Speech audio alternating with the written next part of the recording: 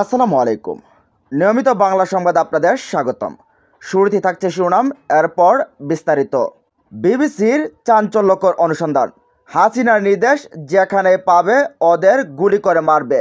সে 5 আগস্টের আগের ঘটনা অল রেকর্ড সহ উপস্থাপন করেছে বিবিসি। যত দ্রুত দেশকে নির্বাচনের ট্রাকে ওঠানো যাবে ততই মঙ্গল, বলছেন বিএনপির মহাসচিব মির্জা ফখরুল ইসলাম আলমগীর।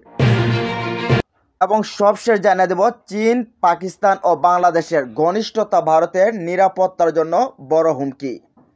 এতক্ষণ শুনছেন সংবাদ শিরোনাম, এবার জানুন পুরো বিস্তারিত। বিবিসির অনুসন্ধান, হাসিনার নির্দেশ, যেখানে ওদের পাবে গুলি করবে। ছাত্র জনতার অভ্যুত্থান দমনে সরাসরি গুলি চালানোর হুকুম দেন তৎকালীন প্রধানমন্ত্রী শেখ হাসিনা নিজেই। ফাঁস হওয়া একটি ফোনালাপ থেকে উঠে এসেছে এই তথ্য, যার সত্যতা যাচাই করেছে BBC I. X Bangladesh leader authorised deadly crackdown leaked audio suggest শিরোনামের প্রতিবেদন প্রকাশ করেছে বিবিসি। সেখানে বলা হয়েছে, ওই অডিওতে হাসিনাকে বলতে শোনা যায় তিনি নিরাপত্তা বাহিনীকে প্রাণঘাতী অস্ত্র ব্যবহারের নির্দেশ দেন। বলেন, যেখানে ওদের পাবে গুলি করবে। হাসিনার অনুপস্থিতিতেই বাংলাদেশে মানবতা বিরোধী অপরাধের জন্য গঠিত বিশেষ ট্রাইব্যুনালে তার বিচার শুরু হয়েছে। সেই প্রক্রিয়ায় গুরুত্বপূর্ণ প্রমাণ হিসেবে রেকর্ডটি উপস্থাপন করতে চান রাষ্ট্রপক্ষের আইনজীবীরা। জাতিসংঘের তথ্য অনুযায়ী গত বছরের গণ অভ্যুত্থানে প্রায় 1400 মানুষ প্রাণ হারান। যদিও ভারতে পালিয়ে থাকা হাসিনা এবং তার দল আওয়ামী লীগ এসব অভিযোগ অস্বীকার করছে। দলটির একজন মুখপাত্র দাবি করেছেন, অডিওটি অতিরিক্ত বল প্রয়োগের কোনো বেআইনি উদ্দেশ্য প্রমাণ করে না। ওই ফোনালাপে শেখ হাসিনাকে একটি অজ্ঞাত উচ্চপদস্থ সরকারি কর্মকর্তার সঙ্গে কথা বলতে শোনা যায়। এটি এখন পর্যন্ত সবচেয়ে শক্তিশালী প্রমাণ যে তিনি সরাসরি আন্দোলনকারীদের উপর গুলি চালানোর হুকুম দেন। তিনি এমন আন্দোলনে গুলি চালানোর নির্দেশ দেন যেখানে তার বিরুদ্ধে লাখ লাখ মানুষ রাস্তায় নেমে আসেন। সরকারি চাকরিতে মুক্তিযোদ্ধাদের সন্তানদের জন্য কোটা বাতিলের দাবিতে ওই আন্দোলন শুরু করেন শিক্ষার্থীরা, যা এক পর্যায়ে গণবিক্ষোভে রূপ নেয়। ফলে হাসিনার 15 বছরের শাসনের পতন হয়। 1971 সালের পর এটি ছিল বাংলাদেশের সবচেয়ে বড় রক্তাক্ত রাজনৈতিক আন্দোলন। এর মধ্যে সবচেয়ে বেশি রক্তাক্ত ছিল 5 আগস্ট। সেদিন হেলিকপ্টারে করে ভারতে পালিয়ে যান হাসিনা। সে সময় সাবেক প্রধানমন্ত্রী গণভবন ঘিরে ফেলে জনতা। বিবিসি ওয়ার্ল্ড সার্ভিসের অনুসন্ধানে ঢাকায় পুলিশি সহিংসতার বেশ কিছু অজানা তথ্য বেরিয়ে আসছে, যার মধ্যে রয়েছে নিহতের প্রকৃত সংখ্যা, যা আগে জানা যায়নি। ফাঁস হওয়া ফোন কলটিতে গত বছরের 18 জুলাইয়ের, তখন হাসিনা গণভবনে অবস্থান করছিলেন। তার ফোন কলের পরপরই আন্দোলন ভয়াবহতার দিকে রূপ নেয়। সামাজিক মাধ্যমে ছড়িয়ে পড়া পুলিশের গুলিতে বিক্ষোভকারীদের নিহত হওয়ার ভিডিও ঘিরে জনমনে তীব্র ক্ষোভ তৈরি হয়। এরপরে কয়েকদিনই রাজধানী জুড়ে সামরিক অস্ত্র ব্যবহার করা শুরু হয়, যে বিষয়টি পুলিশের নথিতেও উঠে এসেছে। এই কল রেকর্ডটি করেছেন বাংলাদেশ সরকারের যোগাযোগ পর্যবেক্ষক সংস্থা ন্যাশনাল টেলিকমিউনিকেশন মনিটরিং সেন্টার। অডিওটি মার্চ মাসে অনলাইনে ফাঁস হয়, যদিও কারা ফাঁস করেছে তা এখনও অজানা। তবে অডিওটি যে হাসিনার তা নিশ্চিত করেছে বাংলাদেশ পুলিশের ক্রিমিনাল ইনভেস্টিগেশন ডিপার্টমেন্ট। তারা জানিয়েছে এটি তার কণ্ঠই। বিবিসিও আলাদাভাবে ইয়ারশট নামের এক অডিও ফরেনসিক প্রতিষ্ঠান দিয়ে এটি যাচাই করেছে। ইয়ারশটের বিশ্লেষণে দেখা যায় অডিওটি এডিট করা হয়নি, কৃত্রিমভাবে তৈরি করা বা পরিবর্তনও করা হয়নি। অডিওতে বিদ্যুৎ লাইনের রিকোয়েন্সি, ব্যাকগ্রাউন্ড সাউন্ড, কণ্ঠের ছন্দ, শ্বাস প্রশ্বাসের শব্দ সবকিছুই প্রমাণ করে এটি অরিজিনাল রেকর্ড।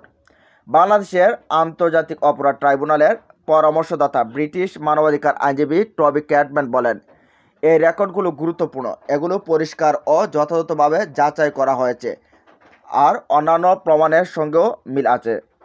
তবে আওয়ামী লীগের একজন মুখপাত্র বিবিসিকে বলেন, আমরা নিশ্চিত নই বিবিসির উল্লেখিত রেকর্ডটি আসল কিনা। শেখ হাসিনার পাশাপাশি সরকারের সাবেক কর্মকর্তা ও পুলিশের একাধিক কর্মকর্তার বিরুদ্ধেও বিক্ষোভকারীদের হত্যার অভিযোগ উঠেছে। আন্তর্জাতিক অপরাধ ট্রাইব্যুনাল এখন পর্যন্ত মোট 213 জনের বিরুদ্ধে অভিযোগপত্র দিয়েছে। এর মধ্যে 73 জন বর্তমানে আটক রয়েছেন। বিবিসি আই 36 দিনের বিক্ষোভ চলাকালে পুলিশের হামলার শত শত ছবি, ভিডিও ও নথিপত্র বিশ্লেষণ ও যাচাই করেছে। তদন্তে দেখা গেছে 2024 সালের 5 আগস্ট ঢাকার ব্যস্ত এলাকা যাত্রাবাড়িতে একটি ঘটনায় কমপক্ষে 52 জনকে পুলিশ হত্যা করে, যা বাংলাদেশের ইতিহাসে পুলিশি সহিংসতার অন্যতম ভয়াবহ ঘটনা হিসেবে বিবেচিত হচ্ছে। তখনকার প্রাথমিক প্রতিবেদনে 30 জন নিহত হওয়ার কথা বলা হয়। চোখে দেখা ভিডিও, সিসিটিভি ফুটেজ ও ড্রোন ইমেজ বিশ্লেষণ করে বিবিসি আই নিশ্চিত করেছে, সেনাবাহিনীর সদস্যরা যারা শুরুতে বিক্ষোভকারীদের থেকে পুলিশকে আলাদা করে রাখে, তারা স্থান ত্যাগ করার পরপরই পুলিশ বিক্ষোভকারীদের উপর নির্বিচারে গুলি ছুড়ে। 30 মিনিটেরও বেশি সময় ধরে পুলিশ পালিয়ে যাওয়ার বিক্ষোভকারীদের পেছনে গুলি চালায়। এসময় বিক্ষোভকারীরা গলিপথ ও মহাসড়ক দিয়ে পালানোর চেষ্টা করে। পরে পুলিশ সদস্যরা কাছের একটি স্থানে আশ্রয় নেয়। ঘণ্টা কয়েক পর বিক্ষোভকারীরা পাল্টা প্রতিরোধ হিসেবে যাত্রাবাড়ি থানায় আগুন ধরিয়ে দিলে 6 জন পুলিশ সদস্যও নিহত হন। বাংলাদেশ পুলিশের এক মুখপাত্র বিবিসিকে জানান, 2024 সালের জুলাই ও আগস্টে সংঘটিত সহিংসতায় জড়িত থাকার অভিযোগ 60 জন পুলিশ সদস্যকে গ্রেফতার করা হয়েছে। তিনি বলেন, তৎকালীন পুলিশ বাহিনীর কিছু সদস্য দ্বারা দুঃখজনকভাবে অতিরিক্ত বল প্রয়োগের ঘটনা ঘটেছে। বাংলাদেশ পুলিশ এই ঘটনায় নিরপেক্ষ ও পূর্ণাঙ্গ তদন্ত শুরু করেছে। এএফপির একটি ছবিতে দেখা যায়, 2024 সালের 6 আগস্ট ঢাকায় বিক্ষোভকারীদের আগুন ধরানো যাত্রাবাড়ি থানা দেখতে লোকজন ভিড় করছিল। সাবেক প্রধানমন্ত্রী শেখ হাসিনার বিচার গত মাসে শুরু হয়েছে। তার বিরুদ্ধে মানবতা বিরোধী অপরাধ, গণহত্যার আদেশ দেওয়া, বেসামরিক জনগণের বিরুদ্ধে পরিকল্পিত সহিংসতা, উস্কানি, ষড়যন্ত্র ও গণহত্যা প্রতিরোধ ব্যর্থতা সহ একাধিক অভিযোগ আনা হয়েছে। বাংলাদেশ সরকারের অনুরোধ ও সত্ত্বেও ভারত এখনও শেখ হাসিনাকে দেশে ফেরত পাঠায়নি। ব্যারিস্টার টবি ক্যাটম্যান বলেন, হাসিনা স্বেচ্ছায় দেশে ফিরে বিচার প্রক্রিয়ায় অংশ নেবেন বলে মনে হয় না।